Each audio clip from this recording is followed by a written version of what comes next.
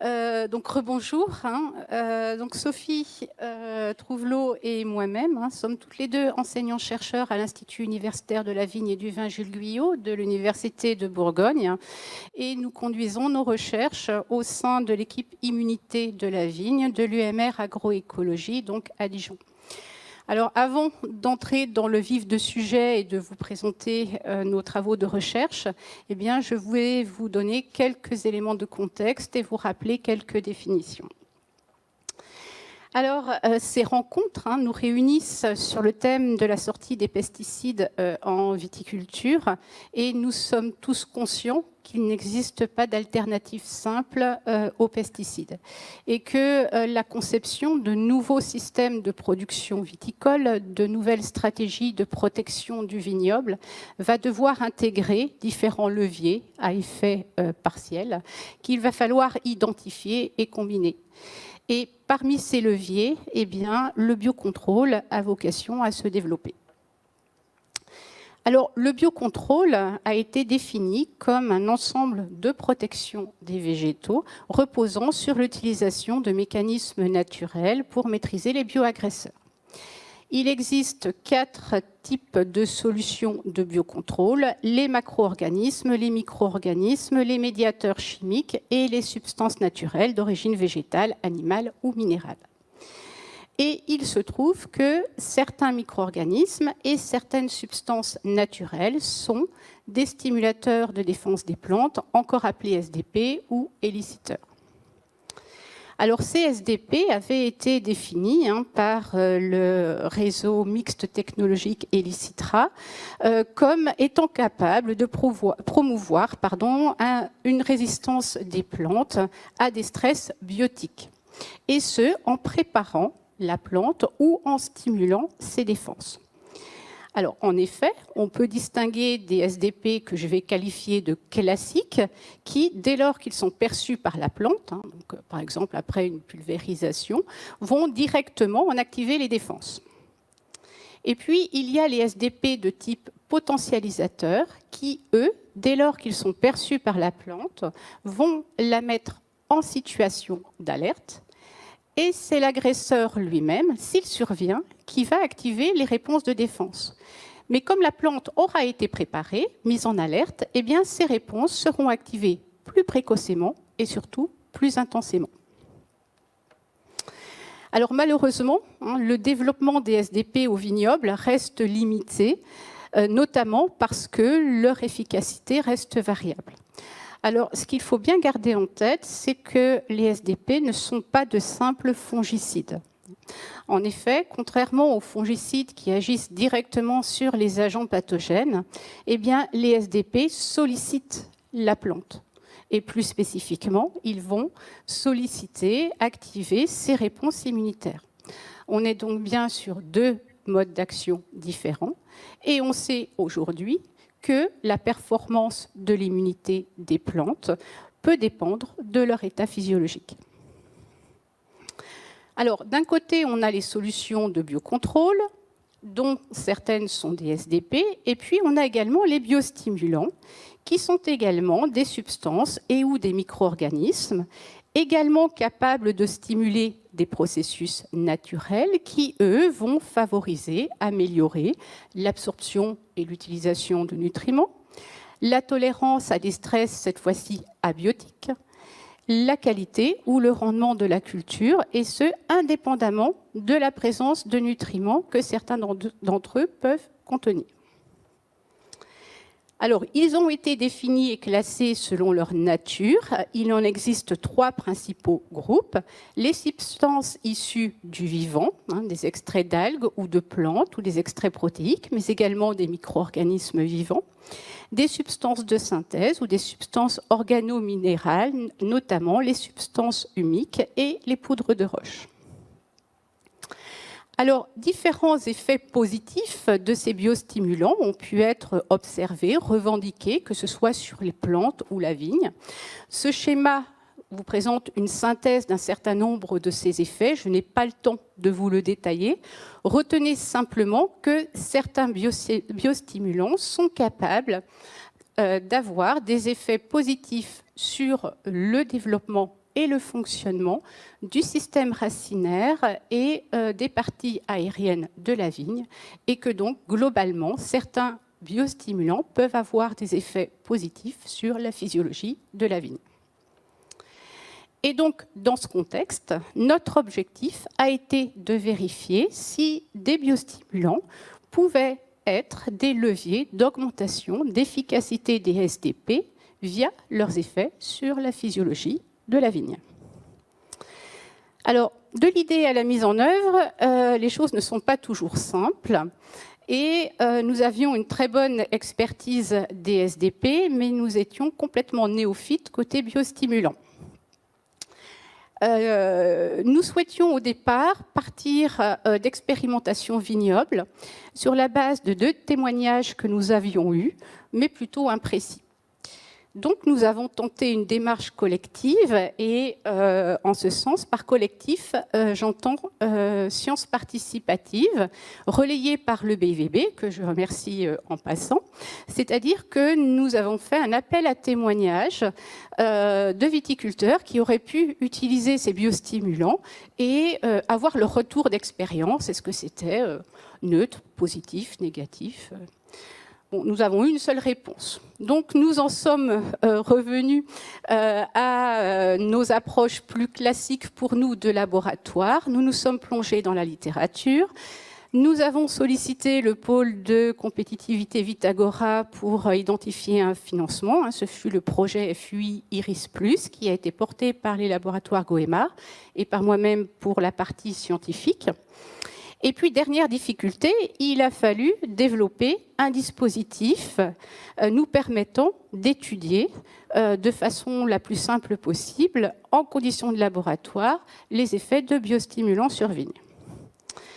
Nous avons finalement retenu ce dispositif, à savoir l'utilisation de plants de vigne cultivés in vitro, tels que vous les voyez ici en photo.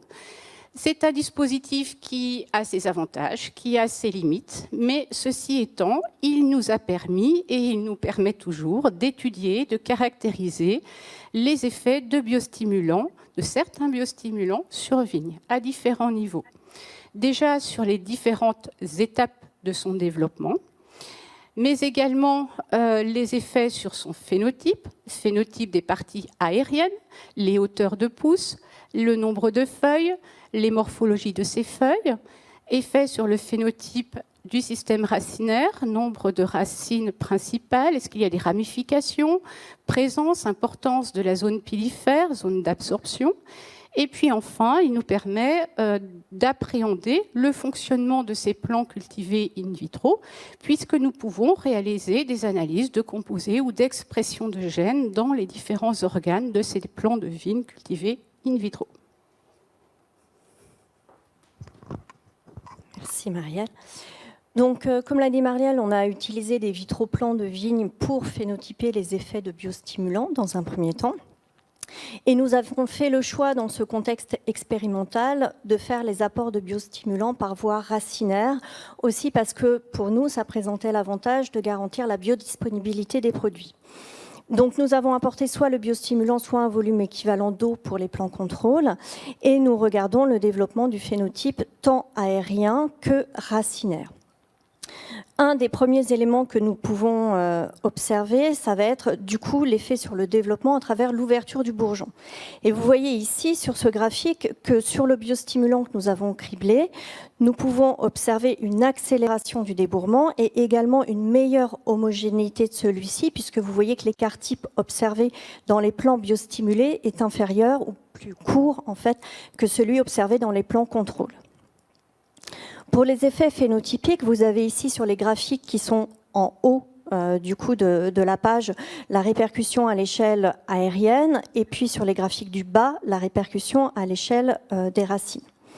Donc on voit que le biostimulant qui a été ciblé va augmenter la hauteur de pousse, donc la hauteur de tige. Il augmente également le nombre total de feuilles. Et sur la partie racinaire, il va modifier l'architecture racinaire en augmentant le nombre de racines adventives principales et, à contrario, en diminuant le nombre de racines latérales. Donc on voit que dans ce contexte d'étude, on a un impact du biostimulant sur le développement des microboutures, c'est-à-dire des vitroplans de vigne. Pour aller un peu plus loin dans la caractérisation des répercussions à l'échelle du fonctionnement de la plante, nous avons analysé les composés, donc des métabolites par GCMS.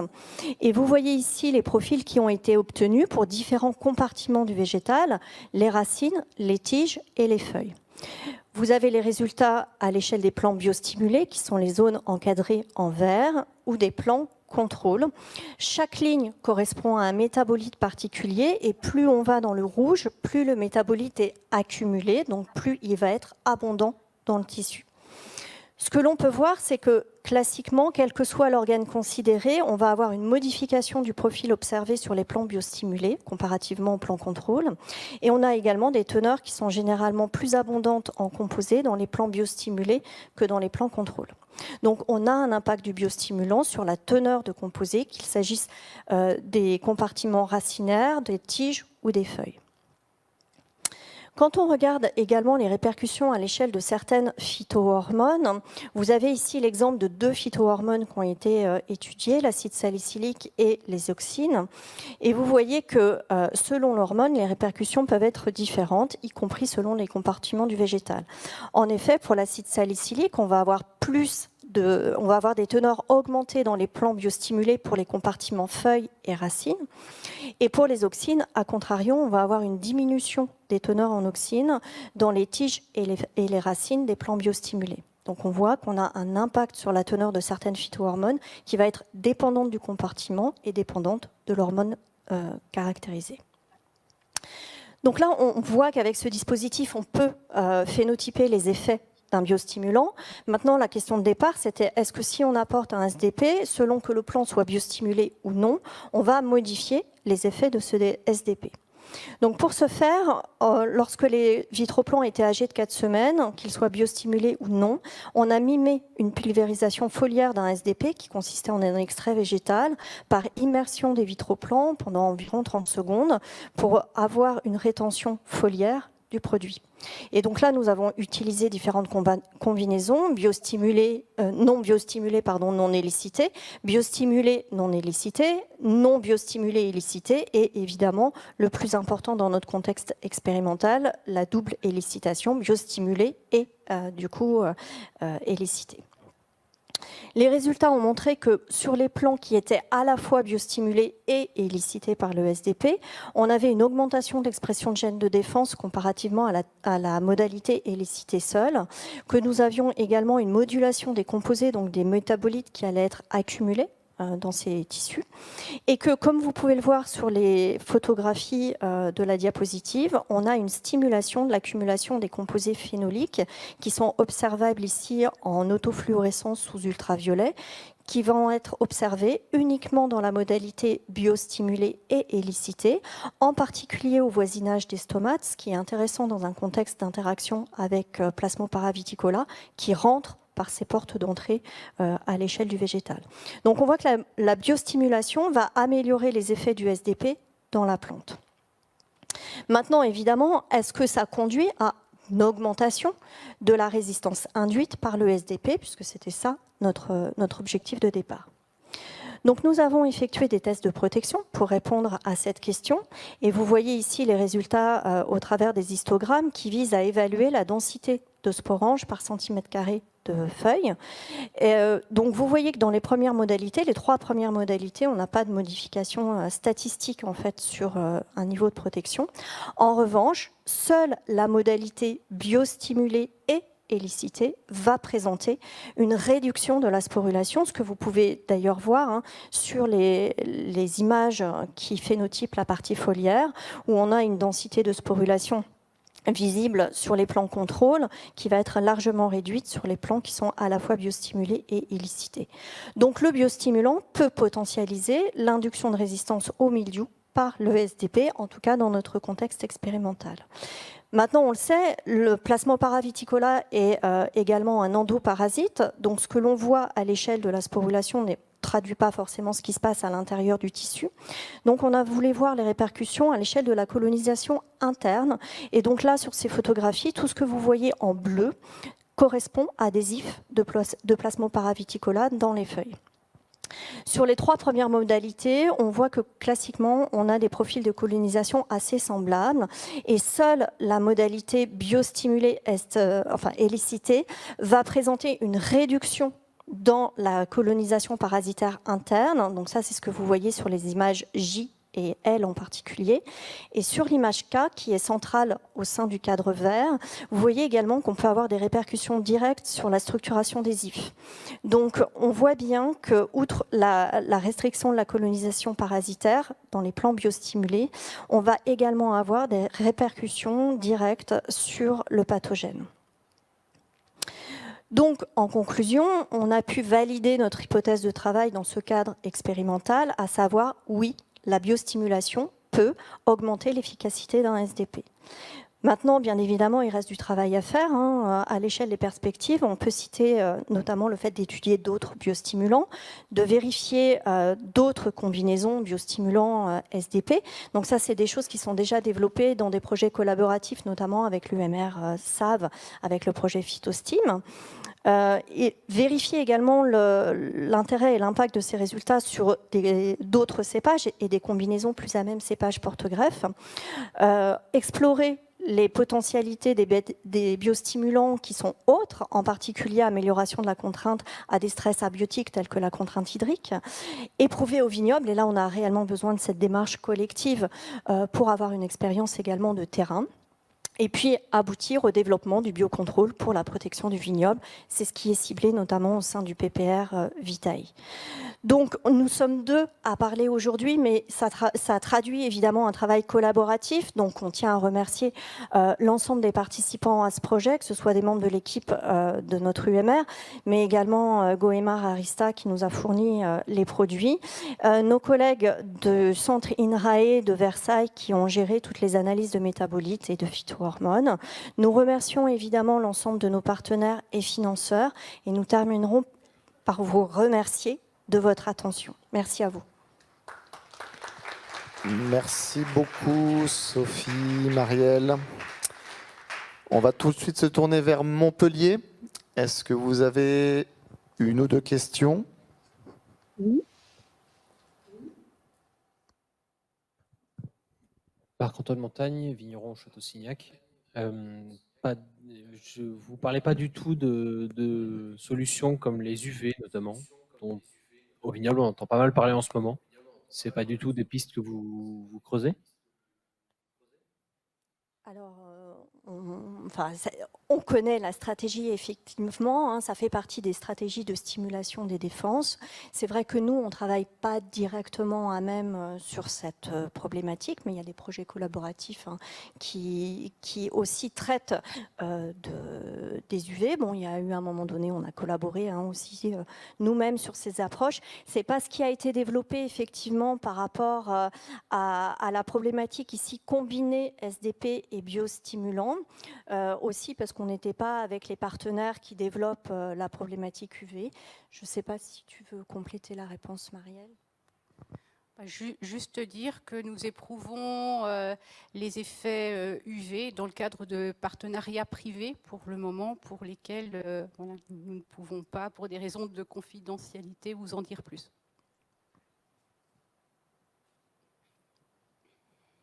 Comme je le disais tout à l'heure, nous devons travailler sur une combinaison de leviers.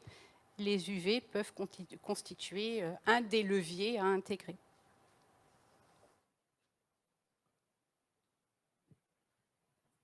Est-ce qu'on a une autre question à Montpellier? Oui, moi j'ai une question. Est-ce que dans la caractérisation de la réponse de la plante à cette stimulation potentialisée, est-ce que vous allez pouvoir la caractériser dans le temps et voir s'il y a une mémorisation de la plante justement dans le temps, cette biostimulation?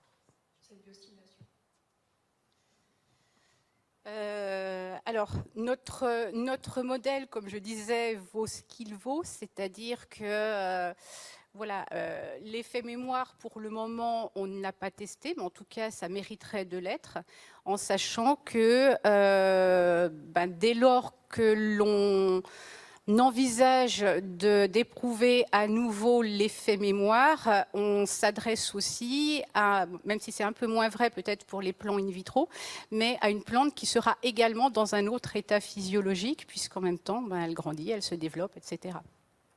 Mais en tout cas, oui, c'est quelque chose qui mérite d'être creusé, de le tester à différents, enfin, de vérifier cet effet mémoire. Autre point aussi, c'est que dans notre, et puis Sophie va compléter, c'est que nous avons appliqué le biostimulant par voie racinaire. Nous ne savons pas quels sont les composés réellement actifs dans l'extrait qui a été appliqué, et il se peut que si c'est lié à l'absorption d'un des composés ou de plusieurs composés, eh bien, au bout d'un certain temps, sa teneur soit épuisée et que l'on soit obligé de réapprovisionner, de réapporter ce biostimulant pour pérenniser les effets observés. Oui, pour compléter un tout petit peu la réponse, en fait, là, souvent, nous, on peut lire des effets à peu près sur 10 semaines, là, sur les vitroplans que l'on observe. Et on a fait une expérience de repiquage, en fait, à partir de vitroplans qui étaient biostimulés pour essayer d'évaluer un petit peu un effet mémoire. Sur ce type d'expérience, qui était complètement en marge du système, on a vu quand même des résultats. Donc, il semblerait qu'il puisse y avoir, dans certains cas, un effet mémoire. Mais on n'a pas suffisamment de données pour permettre d'avoir un retour fiable et pertinent en la matière à ce stade. C'est possible. Hervé, je t'ai vu courir en haut de l'amphi. Est-ce que tu as une dernière question? Oui, super bon coup. Oui, bonjour. Enfin, rebonjour. Donc, Anaïs. Bonjour, Marielle, Sophie. C'était nos profs. Du coup, juste, vous n'avez pas du tout parlé, c'est sûrement fait exprès, de en fait, quels étaient exactement les produits que vous aviez utilisés, donc quel biostimulant et quel SDP, et est-ce que donc vous en avez essayé plusieurs? Est-ce que la combinaison d'un certain biostimulant avec un certain SDP fonctionne, ou alors est-ce que c'est bien ces deux ensemble qui font qu'il y a un résultat, et est-ce que du coup dans la continuité de votre recherche vous allez en essayer différents? Alors, je peux commencer de répondre et puis tu compléteras. En fait, mon primo, les deux composés qu'on a utilisés ici sont des produits qui ne sont pas encore commercialisés, dans tous les cas. Donc, c'était une étude commanditée par les industriels. Et effectivement, on ne peut pas en révéler la nature pour clause de confidentialité. Donc, ça, c'est le premier point. Deuxième point, dans d'autres contextes, on a utilisé des biostimulants du commerce également pour en phénotyper les effets et voir si on arrivait dans notre système expérimental à reproduire à minima les effets revendiqués. Donc, ce qui était le cas et ce qui nous a permis de valider notre système d'études.